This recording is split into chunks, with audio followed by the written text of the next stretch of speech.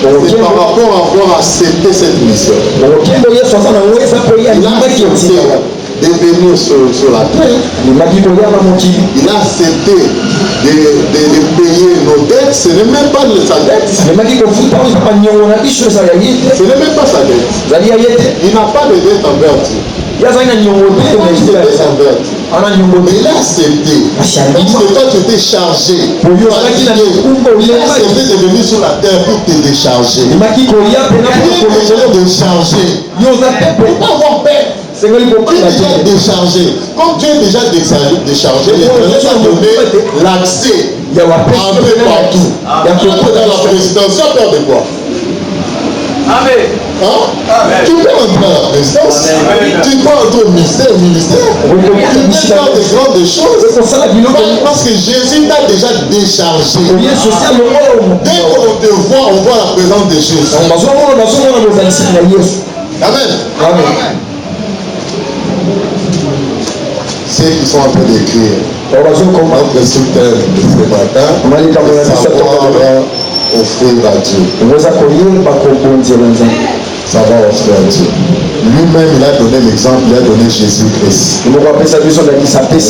Jésus-Christ est venu sauver l'humanité. Dans cette offrande, l'Éternel a ouvert la porte. Il nous a déchargés. Ça veut dire que l'offrande a vraiment une importance. Nous allons faire appel à un monsieur dans la Bible qui s'appelle Salomon. C'est là. Parce que Salomon, le fils de David, il a compris. Écrire à Dieu, c'est comme si vous recevez la clé de toutes les portes.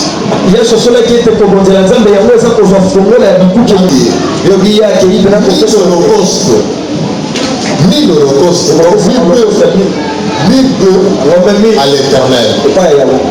Et notre Dieu, c'est ce qu'il a fait. Il est venu pendant la nuit parler. Demandant, tu veux quoi? Demande-moi tout ce que tu veux. Cela veut dire, l'offrande, c'est un canal où Dieu te donne la possibilité de demander tout ce que tu veux. L'offrande, c'est un élément clé. L'offrande, comme je venais de dire, Dieu lui-même connaissait la valeur de l'offrande. Et l'offrande ne donne pas n'importe comment, n'importe quoi. Regardez l'offrande de Dieu. Dieu a donné Jésus. Et après cette offrande, chaque jour, chaque matin, même que le dimanche, on adore Dieu par rapport à ce qu'il a fait. L'Éternel va te glorifier. L'offrande glorifie. L'offrande, c'est un canal d'ouverture de portes. L'offrande doit être aussi un sujet où on doit peser les choses. Après, ça offrande ne peut que commenter. Après, ça offrande la valeur. Jésus-Christ, c'est la valeur. Mais ce qui nous bloque notre accès, c'est par rapport à qui chiche la mission. On est trop chiche. Tu vas en avoir $100 dans ta poche. L'offrande que tu vas donner, même pas $1. Même pas $1. Et est-ce que Dieu peut venir dans tes songes pour te dire que demande-moi tout ce que tu veux? C'est impossible. Apprenons à offrir à Dieu le meilleur de nous-mêmes.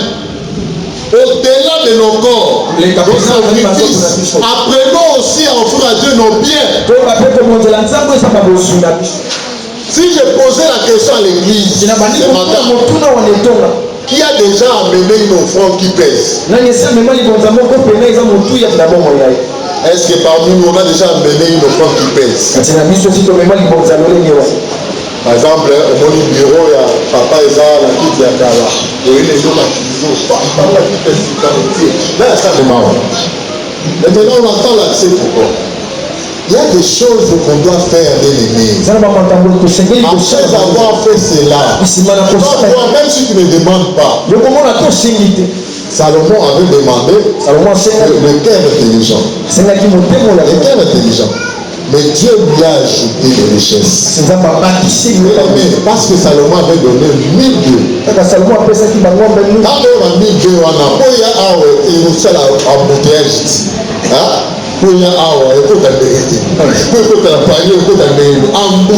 embouteillage. Est-ce que je peux s'offrir d'embouteillage? Mais on est fort à mener le retour des choses sauf petit moto. On ne s'attend pas à l'accès. Ne t'attends pas à ça. Ne t'attends pas à ça. Parce que notre Dieu, il a donné Jésus. Jésus, il pèse. Regarde tout le fardeau. Il a tout payé. Cela veut dire qu'il pèse. Dieu qui pèse. Tu peux avoir des miracles. Dans ce séminaire, amène des choses qui pèsent.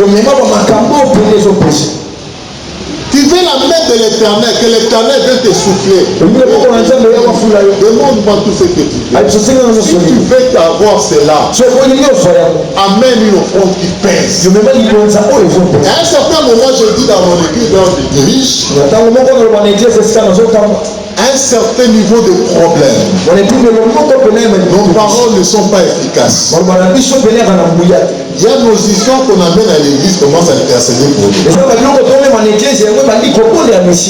Moi, je suis vraiment la preuve de ce que je dis. On est en Kimbangu. À tout moment, on demandait quelque chose à l'église. On confusait là-bas, tout ça, je mettais les contrats. Tout ce que je suis devenu, c'est grâce à ça. Ça, je vous le dis sans vous le cacher. Parce qu'à un certain moment, je me fatigue, je ne prie même pas. Attends, ça va me plutôt voilà. Déjà, ventilateur, on a l'igolo. Sur le cadre de la million, c'est tout un moula.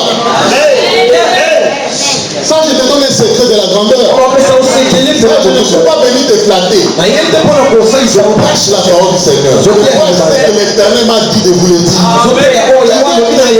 On va apporter des choses qui pèsent.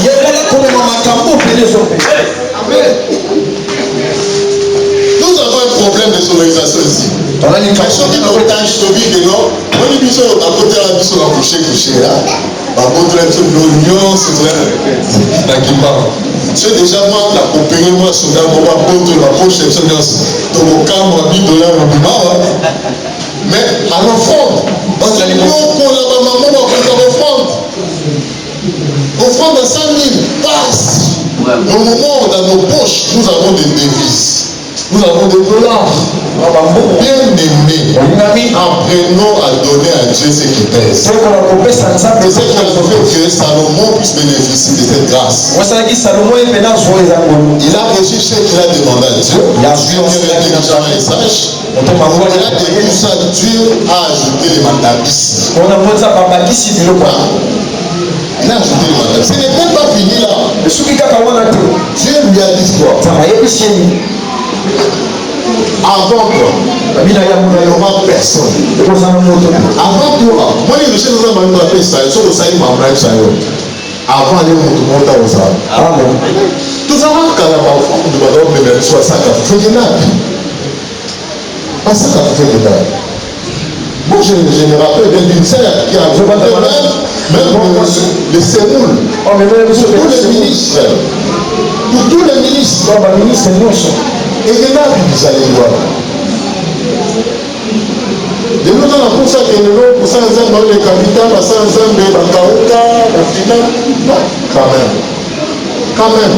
On vous donne la possibilité de maintenir dans la grandeur. Dans ces choses-là que tu seras grand. Avant tes enfants, c'est là. La main de l'Éternel toute ta vie. C'est là des choses, ce sont des choses que moi j'appelle source de bénédiction.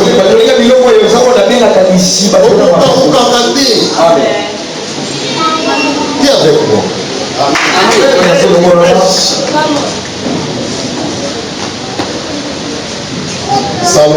Salomon a vécu cela. Parce qu'il avait besoin que l'Éternel Dieu puisse lui accorder la sagesse pour diriger son peuple. Comme il a fait avec son père David.